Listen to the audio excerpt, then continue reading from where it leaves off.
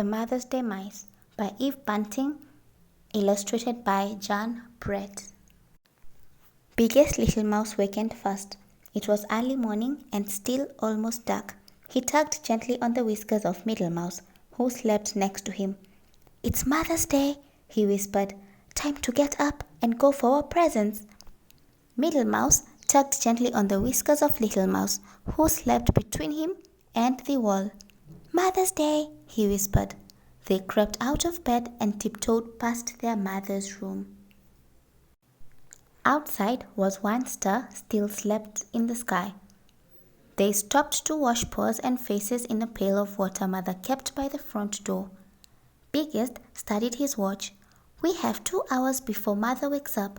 Mill and I know what we're getting for her and where to find it." He looked at Little Mouse and waited. "I know what I'm getting too," said Little Mouse. "Honeysuckle." Biggest shook his head. "Little Mouse, honeysuckle grows only on Honeysuckle Cottage, and we know who lives in Honeysuckle Cottage. You'll have to find something else for Mother." Little Mouse wanted to argue, but Biggest was already lining them up, one behind the other. "Hold tails and be quiet as we go," he said. "The duck has dangers for little mice." They ran across the meadow. Little Mouse liked the tough, smooth feel of his brother's tail. He thought the 3 of them joined together must look like a snake. He didn't want to think about snakes, though. The edges of the sky was streaked with morning. A red fox passed them on his way home. They crouched till the white tip of his tail disappeared in the trees. "Grrr!" Little Mouse said fiercely. "Who's afraid of him?" But his voice was too weak that he couldn't hear it himself. An owl sheared above them. As they lay hidden in the long grass, Little Mouse kept his eyes tight closed. If he couldn't see the owl couldn't see him. "You didn't have to squeeze my tail so hard," Middle Mouse told him when they stood up. "I thought you might be frightened," Little Mouse said. "I was telling you I was here." Middle Mouse sniffed. A strawberry patch grew at the edge of the meadow. "There's my surprise for Mother," Middle Mouse said. "She loves strawberries. She says the first ones taste like summer coming." Biggest Mouse boosted him so he could get the roundest, reddest berry from the top. Its weight tipped him backward as he carried it. "My surprise is here too," Biggest Mouth said. He picked the dandelion fluff ball and held it high by its milky stem. "It's a wish flower for Mother." Little Mouse thought the fluff ball was as beautiful as spinning of spiders' webs. He could see the sky through it. "Mother will love it," Little Mouse said. "Now can we go for the honeysuckle? We have time, and maybe he won't be there." Biggest Mouse sighed. "We'll go look, but only because you're the littlest and it's Mother's Day. And we won't go close. Cat is always there." Cat was there. He lay on the front porch of the Honeysuckle Cottage, monstrously big, monstrously black. When he yawned, his mouth was dark, spiked cave.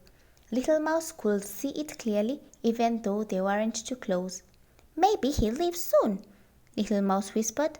He pulled his eyes away from the cat to the honeysuckle that twined around the porch. "Honeysuckle for Mother." Inside the cottage was someone playing a piano. The tune was "Twinkle, Twinkle, Little Star." "Dum-dee, dum-dee, dum-dee, da. Dum-dee, dum-dee, dum-dee, da." "Maybe cats like to lie in the sun and listen to music," Little Mouse whispered. "Maybe the person will stop playing soon and the cat will go away." He sniffed the honeysuckle air and pretended to see Biggest Mouse check the time. "Dum-dee, dum-dee, dum-dee, da." "That person is not going to stop playing," Middle Mouse muttered. He set his strawberry on the ground, and a beetle came on the run. Middle Mouse picked it up again and shooed the beetle away. Little Mouse began creeping toward the cottage on his belly. Biggest yanked him back by his tail. Stop that! Anyway, it's time to go. What if Mother wakes up on Mother's Day and all her little mice are missing? Or eaten? Middle added. We have to go, Biggest said. I'm sorry, Little Mouse. But inside Little Mouse's head, something had started to beat. Something wonderful that was the beginning of an idea. Something better than honeysuckle. It's all right, Little Mouse said. The sun made a pink path across the meadow as they ran for home. Bring her a daisy, Biggest said over his shoulder. She loves Daisy. Bring her a rock, Middle puffed. A small rock that's not too hard to carry. They're nice, Little Mouse said, but they are not special enough for this special day. He had something special though. He had it strong and firm in his mind when they got home. Biggest stood the fluff ball in a jar beside Mother's chair. Middle put the strawberry on a blue dish on the table. I'm glad I didn't roll it, he said. Sometimes I wanted to, but I carried it all the way, and it isn't even squished. He glanced sideways at Little Mouse. The strawberry can be from you too, Little Mouse. And the fluff ball will be from both of us, Biggest said. Little Mouse smiled. Thank you, but I brought something of my own. He thought it was funny when his brothers looked all around and rolled their eyes at each other. Something I kept hidden, he said. Biggest Mouse held up a warning paw. Shh! Mother is coming! Happy Mother's Day! They all shouted. When she came to the kitchen, and Mother said, Why, you remembered! Remembered? We almost got eaten. 3. Middle Mouse began, but Biggest poked him hard. Sometimes Middle talked too much. Mother blew on the fluff ball, and it exploded into a million beautiful feathery seeds. Did you make a wish? Biggest asked. Yes, a wonderful wish. Mother cut the strawberry into 4 pieces. I love strawberries, she said. The first one's taste of summer coming. She nibbled on the edge of berry and closed her eyes. And Little Mouse knew she was tasting sunshine and sweet corn and the cold waters of Meadow Stream. Now me, he said.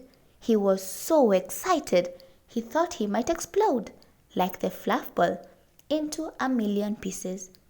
The music he'd heard at the honeysuckle cottage was loud in his mind. He clasped his paws and began to sing. He sang the words he'd thought of as they ran home.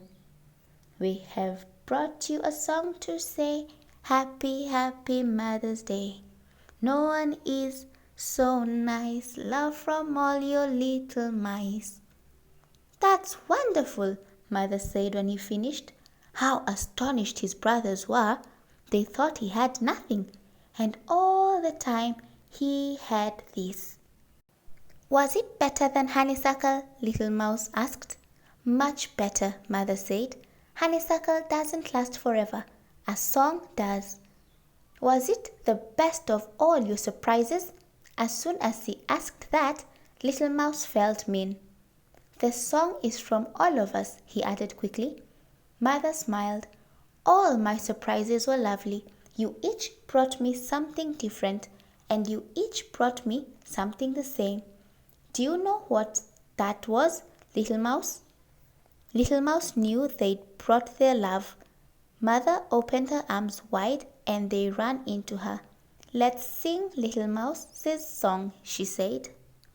Mother and her 3 little mice swayed together as they sang, and the kitchen was warm with wishes and summer coming and music and love. The end.